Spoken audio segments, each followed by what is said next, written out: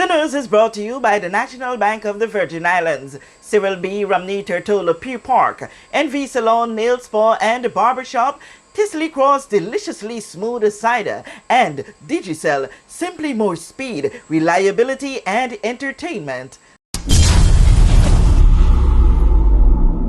Plug into Digicel Plus and get even more entertainment with Disney Plus included. The best of Disney, Pixar, Marvel, Star Wars, and National Geographic all in one place. Whenever you want, plug into Plus to enjoy Disney Plus and much more with a home fiber bundle. Sign up today. Digicel Plus. Public servants are to expect in 9 months' time the results of PricewaterhouseCoopers' review of their compensation. That's dollar to match their qualification, workload, and more. On the 27th of September, the Honorable Premier signed the contract allowing us to engage PricewaterhouseCoopers out of Trinidad and Tobago to undertake a compensation review for the public service. Unfortunately, they're not here with us this morning, but they have sent a message, and we will share that message with you later on in the program. The contract is valued at $302,103 and is expected to be concluded in 9 months and will produce a model for competitive levels of the public service, a classification system focusing on competencies and not just on position and grade. It will create job families, a job classification or reclassification process, and training of evaluators, a total reward scheme that enables base pay and variable pay, such as allowances, performance bonuses, and other benefits, recommendations for how compensation will keep pace with inflation and market value, and a total reward philosophy that consists of what we need in what we want as a modern public service. A steering group and a working group from within the public service will be established to work alongside the consultants and will engage feedback from across the public service. We are ready to go. And what I believe most of us want to see in the outcome of this study is a bonus system that rewards performance and that it is fair, diverse, and transparent. I wanted to just highlight just one example of the importance of us undertaking this review. A few months ago, we were trying to hire a very senior position in the Office of the Deputy Governor, and I said to the DG, we're not getting the applications in, so let's put it on social media. And he looked at me and he said, go right ahead. I don't think I understood what I was up against, so we posted it, and we had quite a number of comments from the public. I think that posting was probably the highest rated one for the year. The comments were about the pathetic salary that is being paid to that position, and considering the seniority of the post. And the members from the private sector went on to say, who does all of that? That looks like 3 jobs in one. So, Madam Director, we have a task ahead of us to get the job profiles in sync with what the reality is, and to do a lot of convincing so that Governor, Premier, and Deputy Governor will be comfortable in signing off that number that the FS will present. We are losing a number of high-quality public officers. The last census that was done, I believe, in 2011, maybe 2011 or possibly 2017, we were just under 2,400 public officers.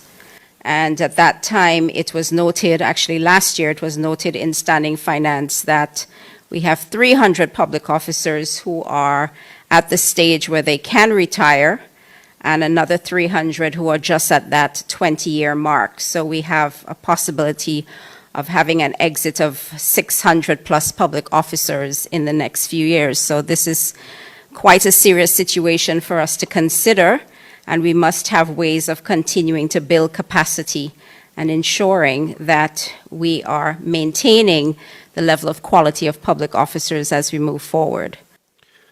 Like any other employer, we also have to focus on the total reward scheme beyond base pay. And I firmly believe in the need to move towards a system of pay and bonuses which rewards those individuals who perform at the highest levels, rather than simply having the same level of annual reward for all staff across the board, irrespective of performance.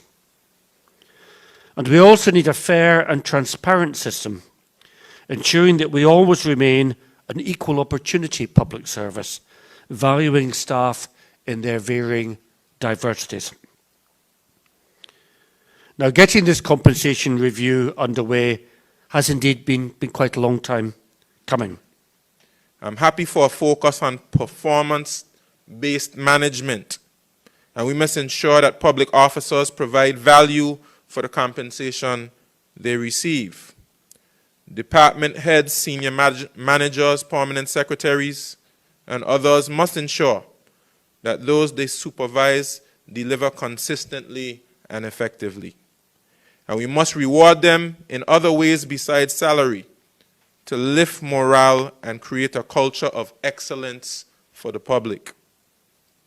I also need to beckon to public officers that if we are to grow our economy so that we can make the government revenues required to pay for this compensation, to pay for these benefits, we must also facilitate the needs of our financial services and tourism industries, our construction sector, our agriculture and fisheries sector, our local businesses, and other areas of growth. We must serve those businesses which help to pay our salaries. We also have to have discussions on pensions if what we are to do will be sustainable. But we do have to ensure that we work extremely hard and we transform the public service.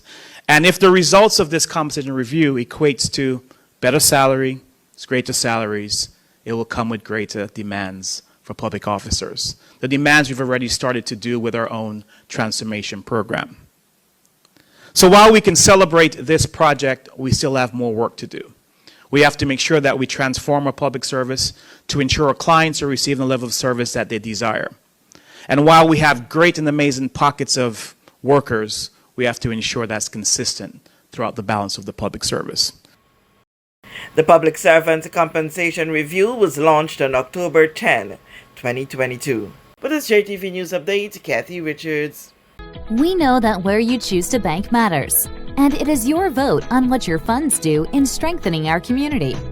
As your official Bank of Paradise, we invest and support the lifeblood of our economy by helping in the realization of personal goals for homeownership, education, and entrepreneurial visions, which support small businesses. We make it our place to connect with persons and worthy causes, and we have been doing so for more than 30 years. Where your money goes and what your dollars empower are your choice. And we thank you for choosing us, a bank that gives where it matters the most, for you, for our community, and a happier tomorrow.